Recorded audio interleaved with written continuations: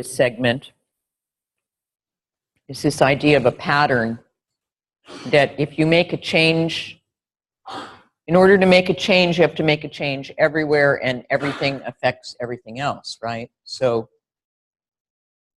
you sprain your right ankle, how does that show up in your jaw or whatever it is? Actually, the name of that ATM is not jaw. I misled you. The name of it is tongue. That's called tongue. Did you hear already just from that how much louder the speaking was in the room when you were talking to your partner? I don't know, you were maybe just busy with what you were doing, but there was the vibrations in the room. And I want to say one thing about tomorrow. When we'll work more with the voice, and I'm going to bring a few things from the world of theater for us to play with, but no one will be put on the spot. No one will be picked out or discussed, or it's completely Feldenkrais-like. We'll be doing things and you'll be paying attention to yourself, right? Just, I mean, in case anybody was anybody worried when I said we were going to work with the voice? Like, no. No. Like that you'd be embarrassed, you'd be, you know. Pardon?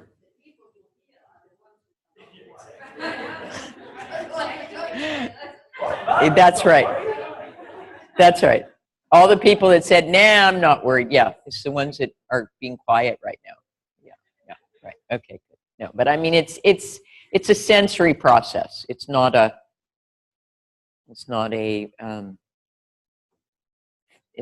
theater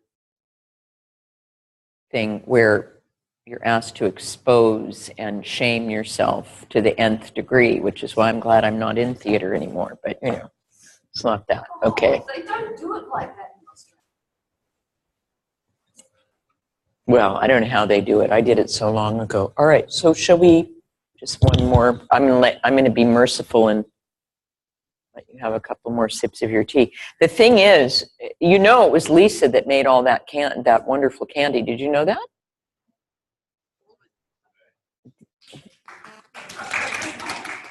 Where is she? She makes the best chocolate cake. I have to say that really large.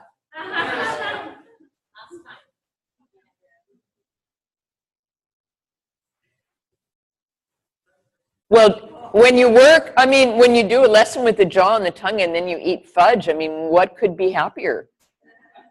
Did you feel the sensitivity? I mean, you know, like conscious eating, right? I don't usually do it, but I even had when I was like, oh my God. And then I realized why the break was going on and on, because people were like, oh, one more sip. Oh, the candy.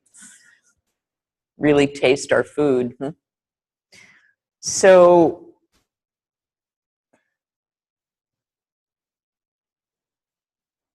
one of the things, we're going to talk more about the tongue, but I'll just say, I'm just taking mercy on you and letting you finish your tea. But there's these little sentences sometimes Moshe says here and there. And that ATM was different than our notes, so that was interesting to me too. There was a couple of things in the notes that he doesn't do there, or vice versa. So we'll have to study all of this. But in Amherst somewhere he said, or actually I think it was in Amherst, maybe it was somewhere else, but there was this sentence he said that if without the tongue being free, the breathing will never be free. And it just, for some reason, that sentence went in. You know, I heard it, or it came in, or I thought it was a very big sentence, or it was a kind of sentence that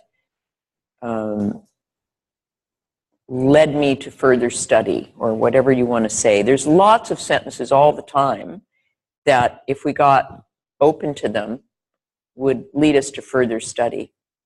Because everything you're interested in and you could want to know about won't be covered in the however many hours. But the whole point is learning how to learn and how to pursue your questions through the method, through studying. Julie and I were saying last night, we had a visit and we were just saying all the questions of the method can be answered by doing the method. So I think that bears repeating, but at any rate, so the breathing will never be free as long as the tongue is not free. I think that's a very interesting sentence. And, you know, for instance, people come to me sometimes and they say, oh, you know, I went to this so-and-so practitioner and they were really working with my diaphragm. Well, okay, so somebody frees your diaphragm. Okay, now what? Because then you have to go around worrying about freeing your diaphragm because you're not feeling your whole self.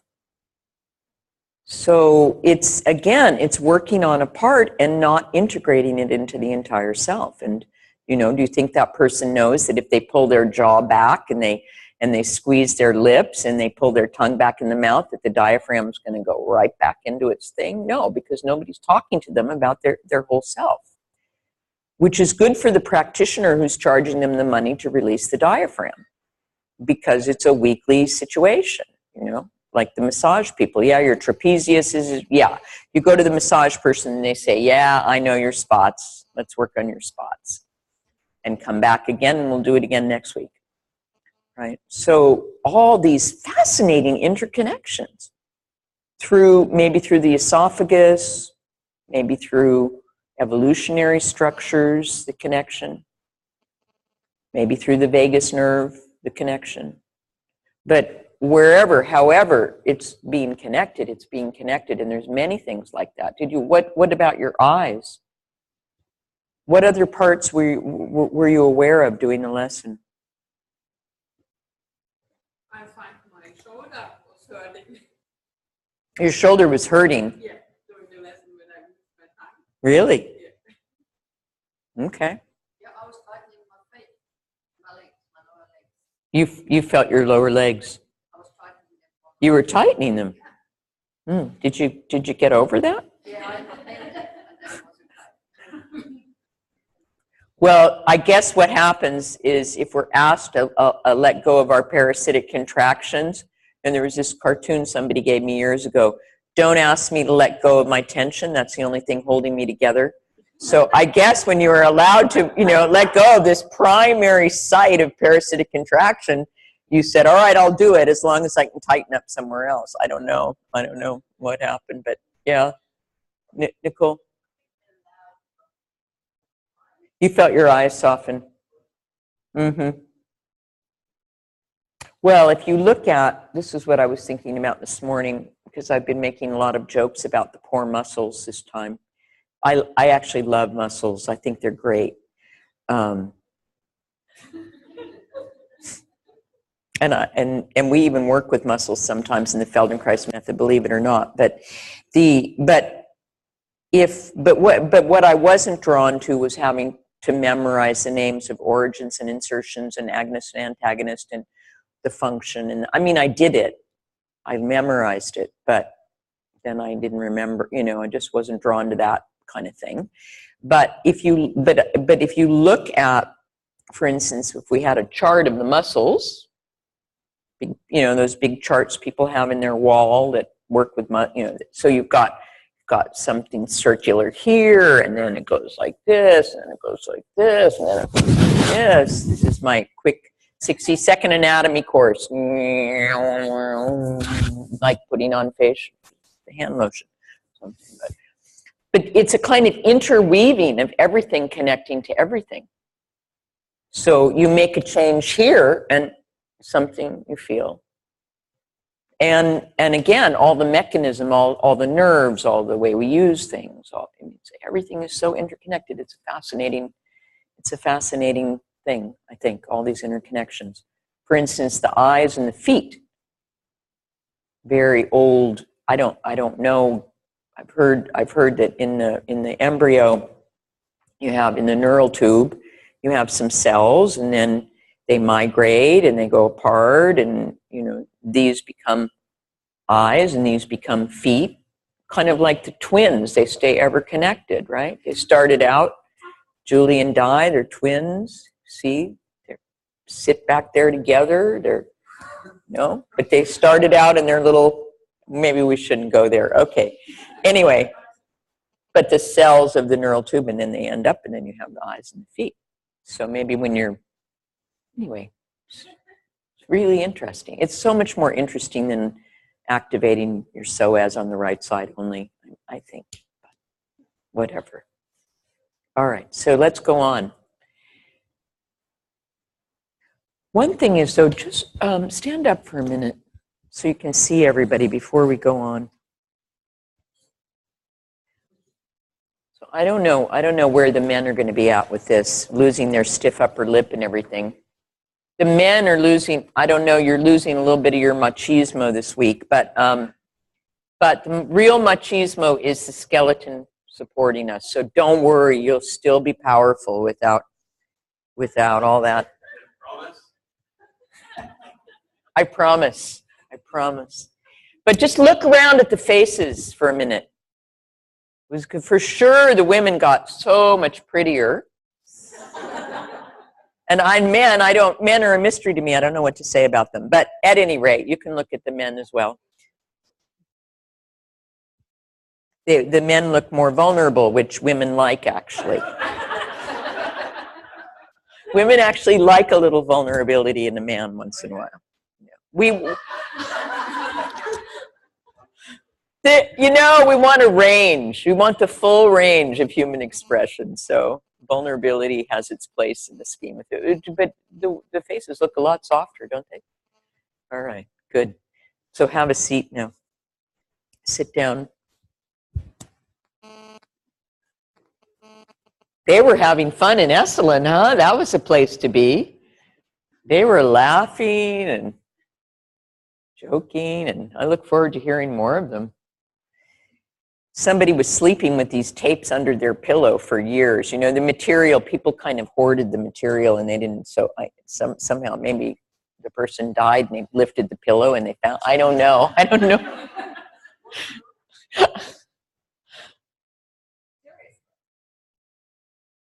Well, if you think that it's suitable for our ears, we haven't done any ear lessons, but what's the story?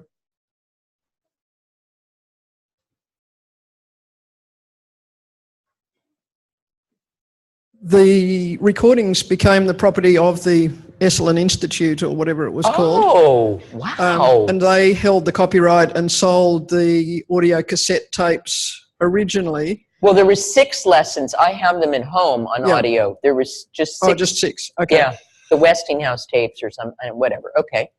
And then, of course, one of those amazing transitions we've seen in our lifetime, audio cassettes came and went, and nobody wanted to buy them anymore. And the woman who owned all the rights to all these amazing recordings of all those people that you mentioned, was approached by many people who said, well, we're the real Feldenkrais community, give them to us. And she got a bit suspicious and said, no. And it eventually took some relationship building by George Kreutz, who's a practitioner here in Melbourne, who has also been active internationally and was the president of FGNA in America for a while, until the point where she trusted him enough to say, yes, I will allow someone to come and search through my shed and find the tapes that might still be there. Wow. It was thought that a lot of the masters had been lost in a fire, which I gather destroyed a lot of material. Oh, huh. So a local volunteer went and searched through the shed with her and dug out boxes of old tapes and so forth, and they were sent away for digitisation. And various people have quietly worked away at listening to the different versions we had and picking out the best ones. And we now have 45 lessons and an introductory talk, which includes a couple of lessons that weren't originally transcribed in Judith Stransky's notes. Yeah, so, there were 40 in that in the transcripts. Yeah, great. So as Eileen said, it was Moshe's kind of first big gig in the States, and he was keen to really explain his work and convince these people that he had something worth having.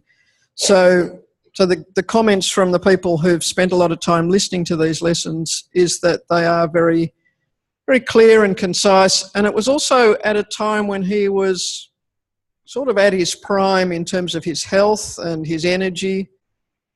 And as the soundtrack shows, it was a bunch of people who were interested and engaged and having fun. There's conversation between them. So it's a great set. Yeah, and that's the second one of his that we've had this segment where he's interweaving a kind of lecture about the expression of emotion in man and animals, which was from Darwin, and which was on the reading list, always on his reading list. And I think we all have it on our shelf. It's a pretty interesting book. We have it on our bookshelves. And like in the prayer lesson, he kind of gave a lecture about, as I said, the anthropological aspects and the organizational aspects of prayer. And here he often interwove things. And some people have a teaching style like that. That's a whole other thing I think I won't get into right now. But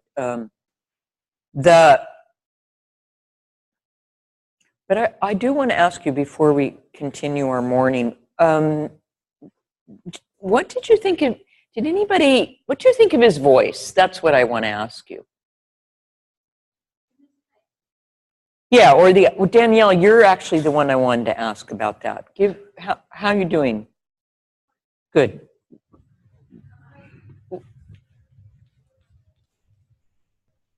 Did anybody, I mean, you've heard him a few times, we've heard him 3 times this segment. I mean, do you even know what you think about his voice, or you have any impressions of his voice? Yeah. I just simply thought he did sound more confident and younger and more powerful in this tape than any others that I've heard. Mm. He sounded more mellow and sometimes more crabby in later ones. Oh, okay. You want to go there with it. Okay. Anything else? That's fine. It's fine. I asked you. Anything else? Well, maybe we'll get into it more tomorrow. Do you want to say something, Jane? Oh, yeah. That's why I know. There was a couple things I wasn't sure if you could hear the instructions, so I said it. But, all right. Uh-huh.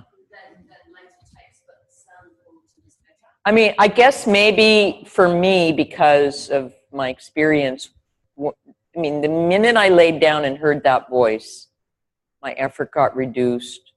I was slow.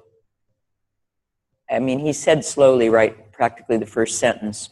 But that's the question that we're going to be exploring. What is it?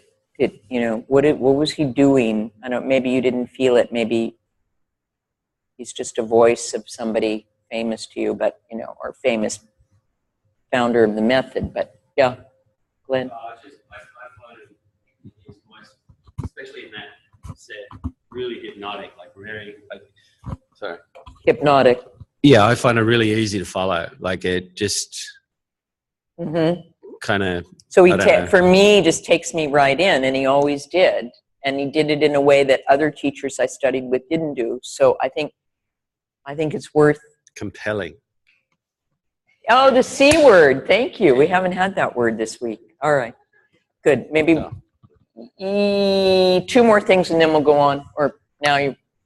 Sorry, the other thing I was going to say... 3 more things, then we'll go on. 1, 2, 3. Yeah.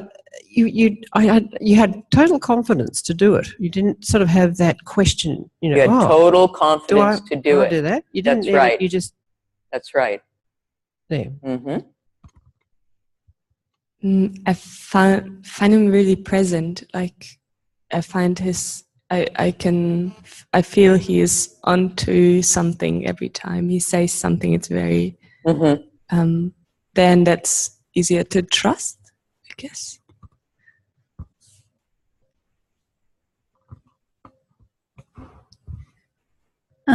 I was listening to a podcast this morning about how parents use their voice to react to children whinging, and how they sort of How parents use their voice to react to children whinging. yeah. Well, it was a podcast about children whinging, Uh-huh. but it got on to the topic of they were studying parents, and most parents changed their tone, the speed of the tone, and tried to bring the child in some way like into their presence more to get them to do whatever it was that they wanted them to do. And obviously all parents, like, that's just one study of probably, I think they said a small amount really. But I thought of that when he was talking. It was like the way that he talks, like he uses tone and speed and all of it. Yeah. All of it. And he knows he's doing it. It's not just happenstance. Okay, but it doesn't stand out as somebody doing something special with their voice. But believe me, he knows what he's doing. All right. We'll say we have time to say more about it, but I think I'm just selling you. I'm selling something this week on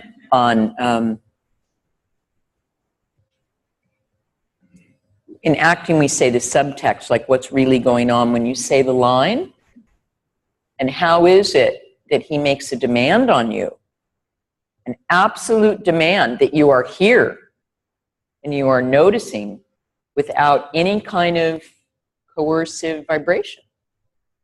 How is it? That's a very interesting trick. Okay, please sit up. Let's go on. You can sleep on it. Ponder it. And put the soles of your feet together. And take your, for the moment, lean on your hands behind you. And open your mouth. Take your jaw a little bit forward. Take your jaw a little bit forward. And then a little bit to the right. And a little bit to the left. Without interfering with your breathing.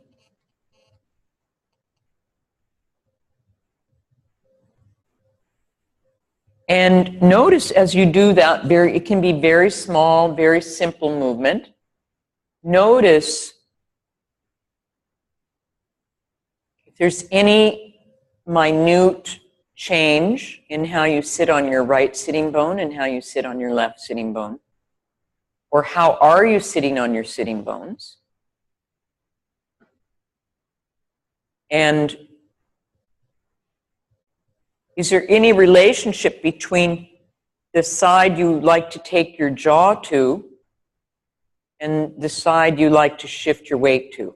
And it can go a lot of different ways. So for some people it could be that they like to take the jaw to the left, they like to sit more on the left sitting bone, stand on the left leg. And for other people it could be more of a diagonal thing where they take the jaw to the left and they sit on the right sitting bone. But just feel it through as many parts of yourself as you can now. Means generalize the relationship between this habit and your entire self, how you feel yourself. And then just take the weight off your hands for a moment. Sit.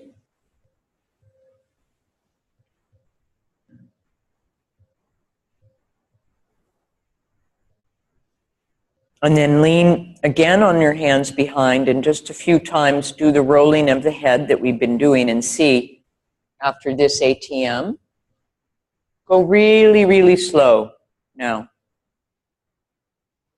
Twice as slow as you've gone up till now.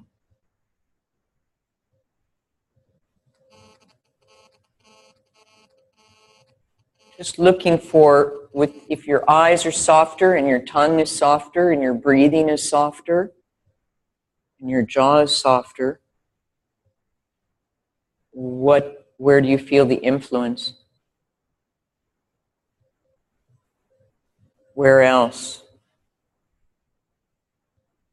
in your abdomen, in your chest.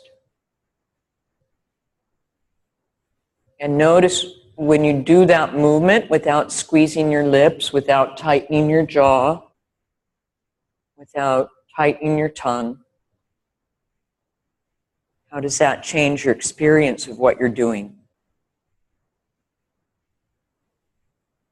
It becomes a very, very almost diffuse kind of sensation. It's so, because it's so spread. In other words, all those fixations, all those spikes in the brain quieting down,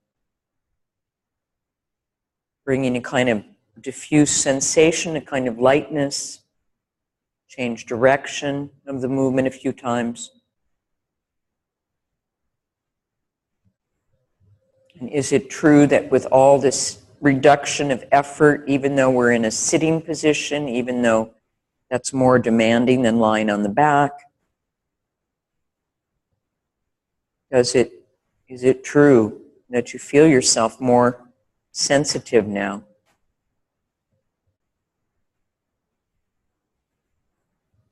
More aesthetic in the movement? Or more clear of the minor, small, tiny little parts of the movement that maybe not quite of the same quality as the places that you do really, really well? Is it uniform, or there's still some places you don't do as well as the part where you bring more of your entire self into it? Just lie and rest a minute.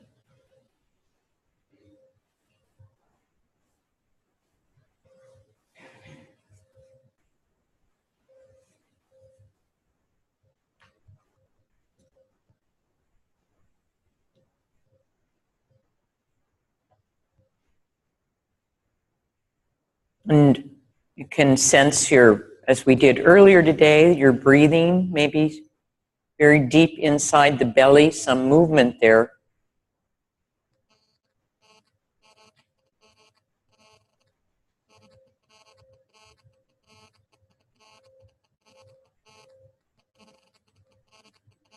Maybe space inside your mouth, even. All the inner spaces.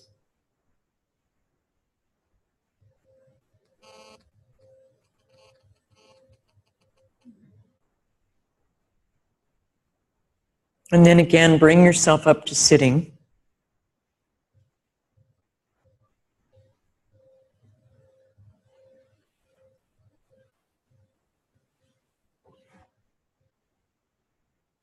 And this time, think of a kind of pendulum in front of you, like hanging from wherever it's hanging from, a kind of pendulum, which is how we started this series, with this pendulum-like movement.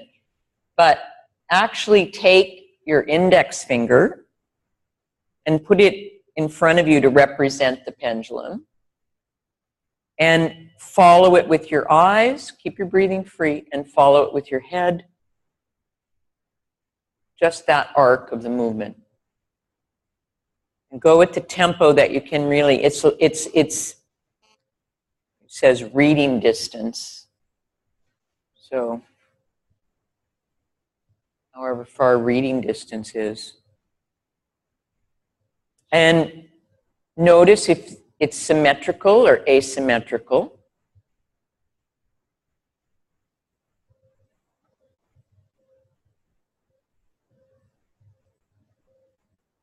And then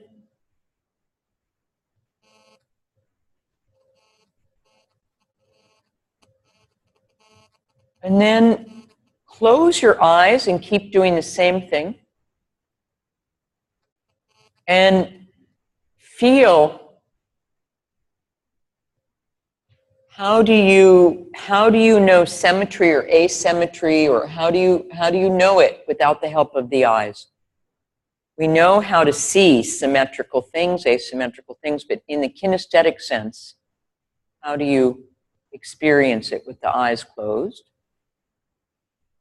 And then gradually let the movement of the index finger become toward a full circle, but you don't need to do a full circle right away. Just at each edge, start continuing around the circumference, building it up with the movement of the eyes, with your breathing free. And not just to do it, but to be very, very clear if there's any place left where the eyes don't really go smoothly, clearly, uniformly. Put the arm down and rest whenever you need to. Eyes are closed. Eyes are closed. He makes a very big point here about being able to feel asymmetry or symmetry in the kinesthetic sense. The eyes already know how to do it when they're... Also, I mean, the thing is, when you close the eyes, you differentiate the muscles of the eyes for movement with those muscles that you use for seeing. So again, it takes the effort down. To be really clear where the eyes don't go corresponds to a place where you need help in shifting your weight, or a place where your shoulder could be different, where your abdominals could be different. All right, rest a little bit. Just the arm gets a bit tired. Lie and rest.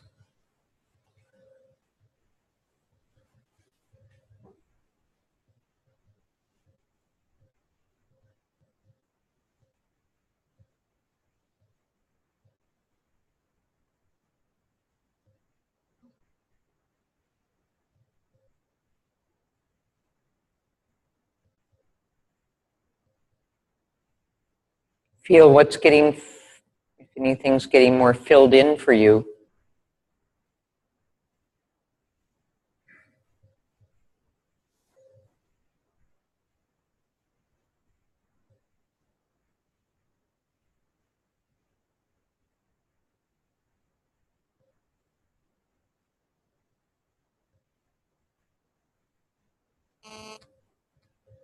And come sit up.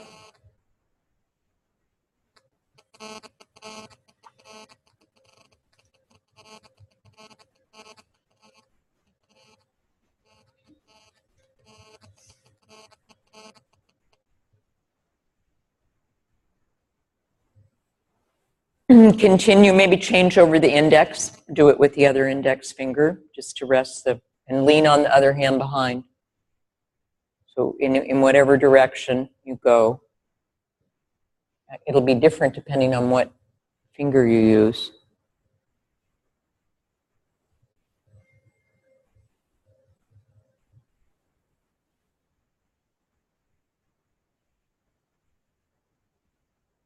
Just feel all the if any little biases that you can still feel.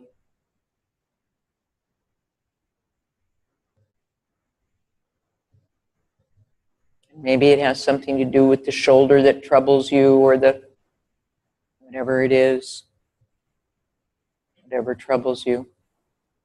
It's easier if you lean on your hand, so your back muscles can do a little bit more participating.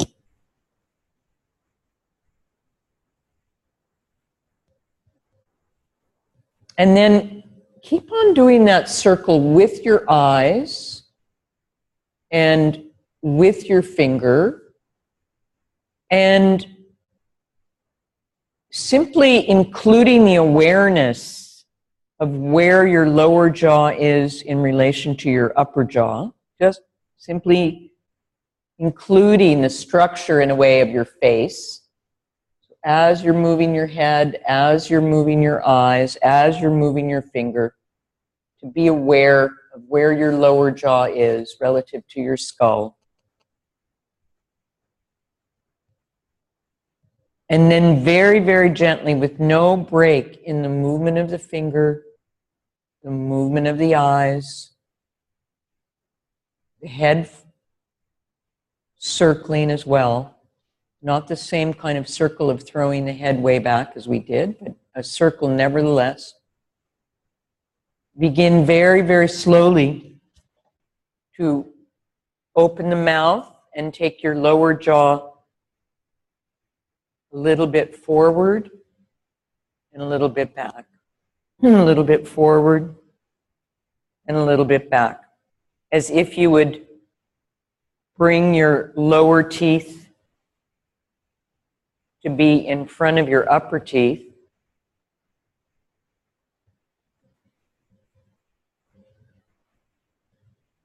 Go slow enough. This is not a good lesson to sit async. Oh, okay. It's not async. Never mind. Go slow enough that you can feel where do you lose the ability to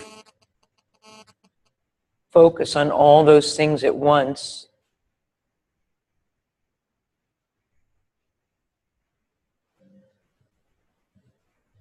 Without interfering with your breathing. Taking your lower jaw forward and back. As if to close the lower teeth above the top and then slide the jaw back. It's a hinge joint, so sliding like a translation forward and up a little and then backward and down a little bit. And rest again.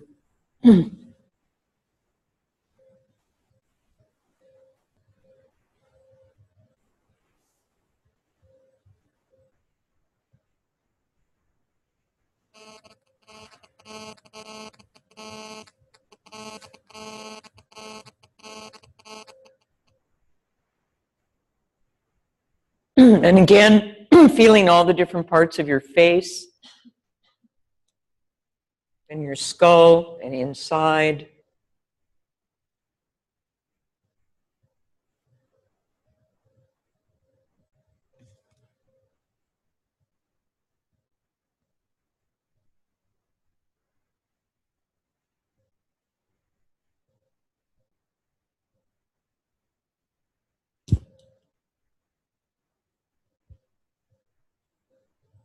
And then, of course, your breathing.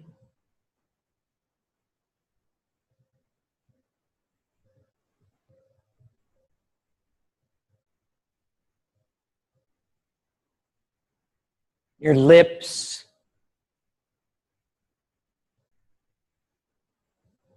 The length of your neck muscles.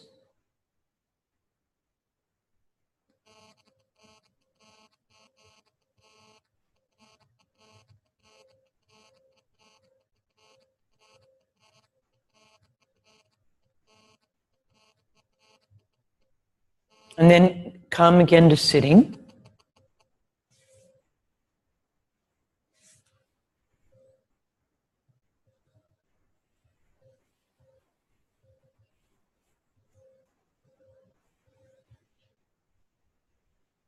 Change over, you can change the index if you want. Change over, or you can use the same, maybe use the same, change the direction of the circle. First establishing the movement of the eyes with the movement of the head, with as much of yourself as you can include in your spine, in your sitting bones, in your abdomen. And then bring in the movement of the lower jaw.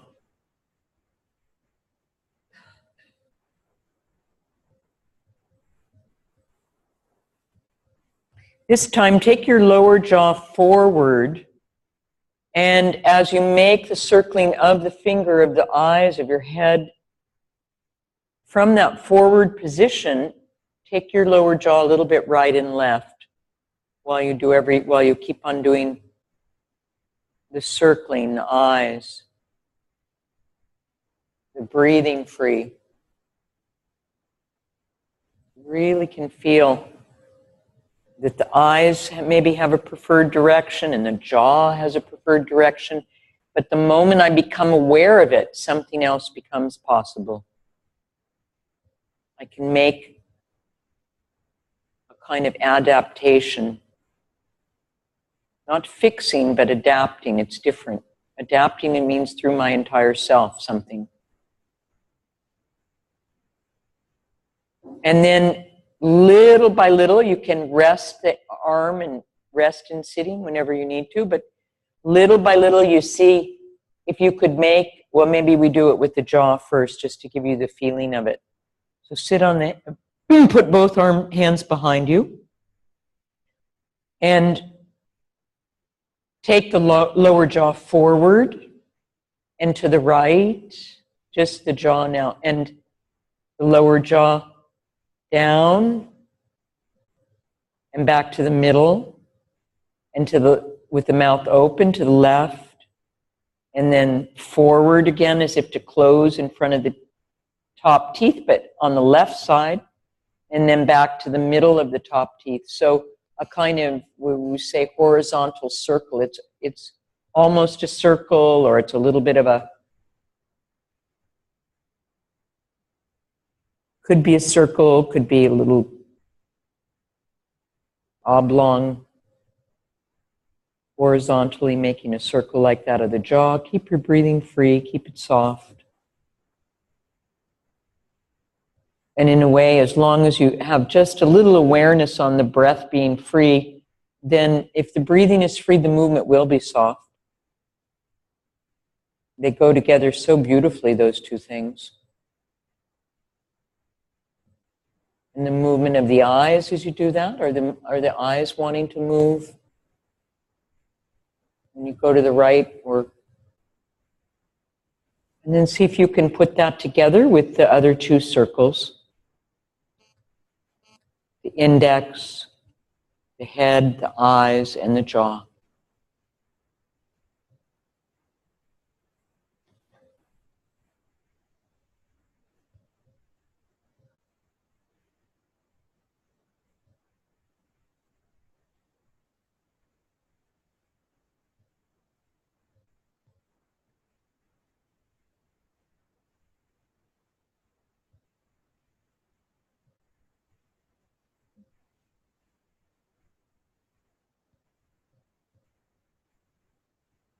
And does the jaw tend to go in the same direction as the eyes? And if you take both to the right, for instance, in that outside arc, does it affect what you feel in the right side of your chest, underneath your right shoulder blade, sitting bone? How much can you include in a moment of perception, in a moment of attention? Keep adding more and more.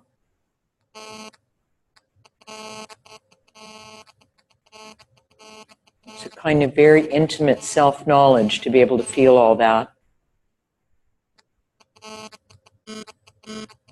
Resting whenever you need to. You can even lie on your back whenever you need to. Come back into it. It's not the eyes that get tired, it's not the jaw, it's mostly the movement of the index. If you need to just take two elements, the circling of the jaw and the circling of the eyes, and imagine the index, you could adapt it if you need to. But the elements, how do we bring together so many different, it's really a very complex act you do here, where the attention is divided between so many different parts. And how do you bring it together into one harmonious, coordinated action?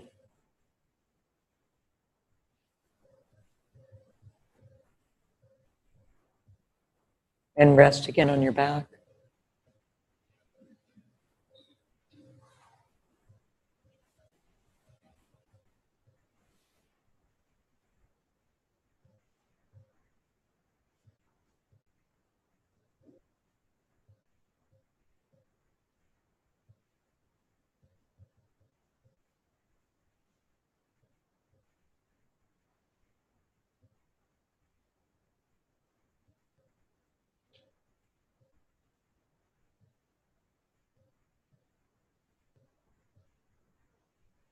And again, listen to what you feel in your face, in your mouth, your eyes, all throughout your spine, different places in your spine.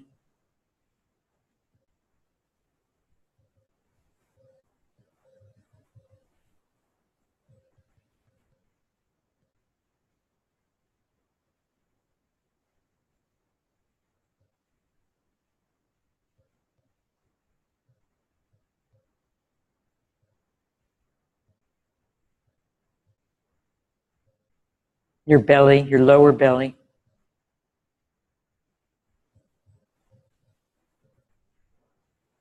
And come up to sitting again.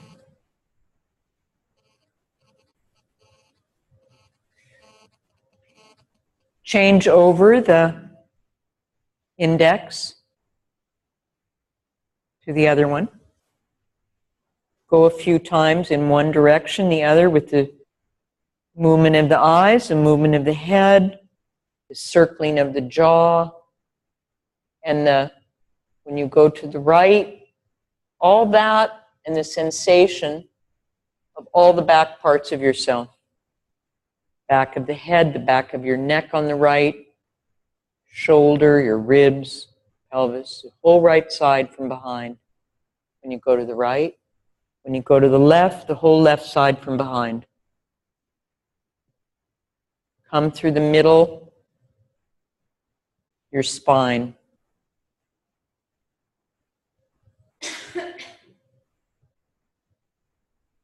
Next time you do it, the whole right side from behind.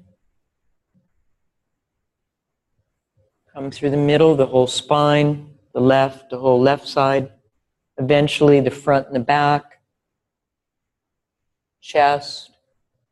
Keep on feeling more of your entire self. How do you find it? Foreground, what's in the foreground? The movement of the eyes.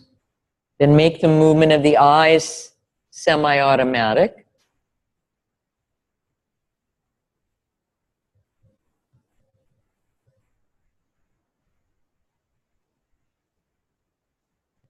Do you lose the jaw when you make the movement of the eyes semi-automatic?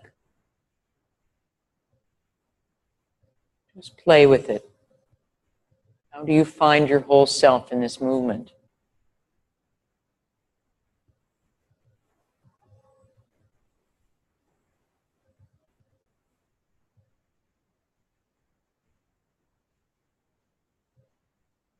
Good. And put the arm down. Stand up.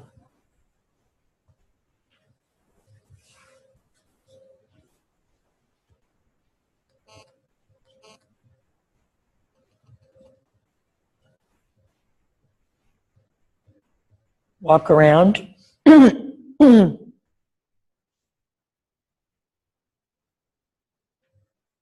Feel where the top of your head is in space.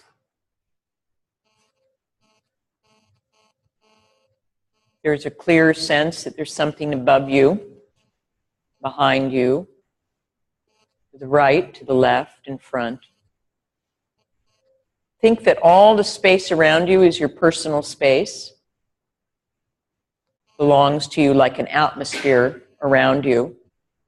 So that when you're walking through space, in dance they say a kinesphere, like you have a big globe around yourself. And that's all that space belongs to you. Above your head, in front, from behind. And feel also the kinesphere, the atmosphere of the other people. That you can inhabit more space, that the teleceptors are somehow more clever in being able to perceive things all around, more sensitive in the eyes and the ears and the... All right, good. We just take 10 minutes and then we do another ATM kind of something or other. Just not all the eating, coffee, blah, blah, blah, maybe 8 minutes. Because I know if I say 10, I'll never get you back.